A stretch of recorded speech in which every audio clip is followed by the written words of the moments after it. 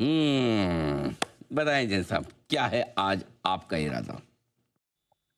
बिल्कुल sir. Defence stocks चलने चाहिए। मतलब जिस तरीके का माहौल बना हुआ है दुनिया भर में, तो मुझे लगता है कि डिफेंस स्टॉक्स पे बिल्कुल बेट लगानी चाहिए। और डिफेंस स्टॉक्स में मैंने बहुत सालों से एक स्टॉक को रेकमेंड करते हैं, हालांकि जेम्स में मैं आज तीसरी बार ही कर रहा हूँ पिछले 5.5 साल में। अगर और आप देखें तो 2024 के बाद, दिसंबर 2024 के बाद अभी कर रहा हूँ, वो है एस्ट्रा माइक्रोवेव प्रोडक्ट्स लिमिटेड। और मुझे ध्यान है कि आज आस्था जी ने भी इस स्टॉक को सुबह सुबह रेकमेंड किया है। तो बढ़िया स्टॉक लगता है। मतलब एक तो बहुत सारी पॉजिटिव न्यूज भी है इसके, वो जो एक्स्ट्रा रेफेल जो कंपनी है उन लोग से रिलेटेड भी न्यूज है।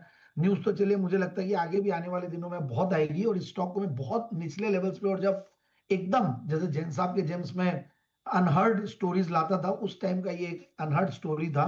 क्योंकि एस्ट्रा माइक्रोवेव बहुत ही बेहतरीन कंपनी है। और कंपनी देखिए जिस तरीके से, एक तो रिजल्ट्स में वॉलेटिलिटी बहुत रहती है, ये भी रीजन था कि मैं इस स्टॉक को बहुत ज्यादा रिकमेंड नहीं करता था। और रिजल्ट्स में वॉलेटिलिटी होती है तो भाव में भी वॉलेटिलिटी होती है। और लोग क्या होते हैं जिनको consistently pain to gain ratio जो है इसमें थोड़ा हायर रहता है, मतलब थोड़ा सा मतलब रिस्क रिवॉर्ड रेशियो से। अब तो रिस्क रिवॉर्ड रेशियो बढ़िया है। पेन टू गेन का मतलब है कि कई बार ऊपर जाता है, कई बार नीचे आता है।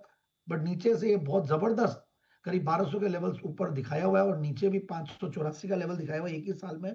तो I think now it is at a level where we can really enter the stock, जो कि टेक्निकली बहुत स्ट्रांग है।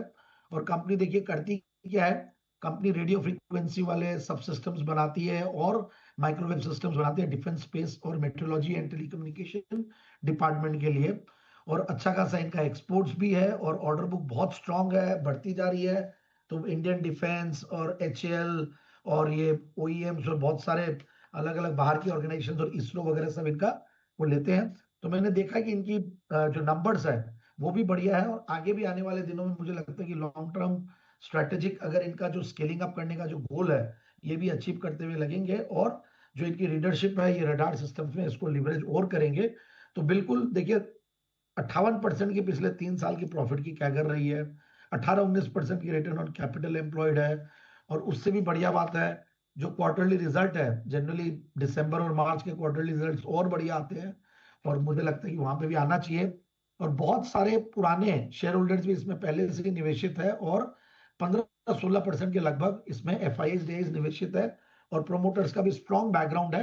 तो मुझे लगता है कि स्टॉक को बिल्कुल इन लेवल्स पे लिया जा सकता है। और आराम से जो टारगेट्स है आने वाले दिनों में 1150 1170 का देख सकते हैं। 170 के टारगेट के लिए बार बार लगातार एस्ट्रा माइक्रो हमारे